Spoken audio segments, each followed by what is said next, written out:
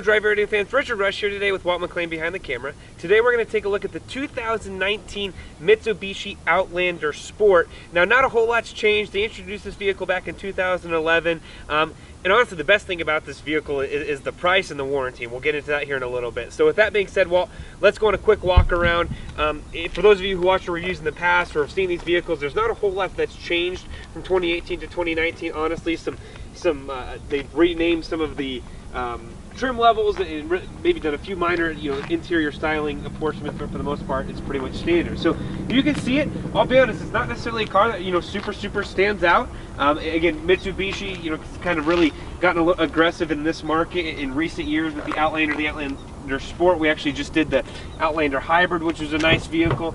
Going to open up the inside again. Not a whole lot that's changed from the past few years. You do have heated driver seats in here. You've got all of your safety features, blind spot monitoring, lane departure warning, frontal collision warning, that sorts of stuff. Automatic high beams, automatic wipers. That's all part of this top trim level, which is the GT, which actually takes the place of the SEL trim level. It's got xenon headlights, like as I mentioned, automatic wipers, auto dimming rear view mirror, leather upholstery, power driver seats, lane departure warning, frontal collision warning with auto braking. So I know I repeated myself, but I wanted to make sure I got it.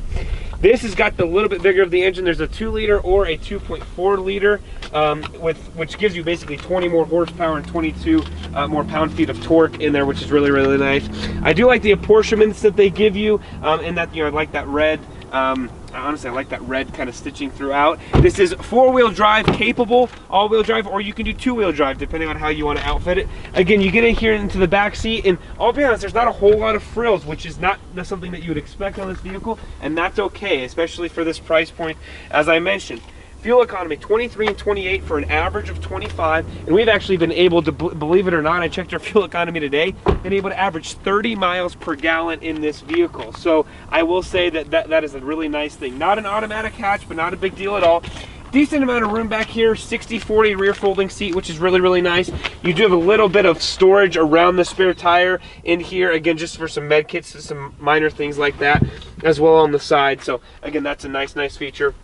And then that back seat will fold flat. Again, I mentioned the 60/40 piece with that. There's 2 other trim levels. I'm not really going to get into those, and if you want to learn more about specifics as far as what each trim level gives you, you can jump into that. This does have the CVT transmission, which honestly, Mitsubishi, I apologize, I don't know if any of their new vehicles, these crossovers, have anything other than the CVTs in them. Not a bad thing, just at our altitude it takes a little bit getting used to, and I'll be honest, there's a few moments where you want a little bit more power in there, just depending on how you do it. So with that being said, again, there's kind of a no frills thing, which isn't a bad deal.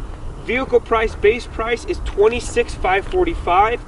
You got about $325 of additional equipment plus destination and handling, giving you $27,865, so under $28,000 for this vehicle. Oh, and you get the 10-year, 100,000-mile warranty. And folks, that's nothing to scoff at. I understand it's Mitsubishi, and a lot of you have got different tastes in your mouth about Mitsubishi. I would say this though, if a company is willing to stand behind a vehicle for 10 years and 100,000 miles, now I understand that's limited powertrain, but regardless, if they're willing to stand behind it for that long, you got to give them some benefit of the doubt there, at least we do. So highly encourage this, maybe a first vehicle, second vehicle, whatever it is, maybe a family, you're looking for an SUV here in Colorado, 4-wheel drive capable for under $30,000.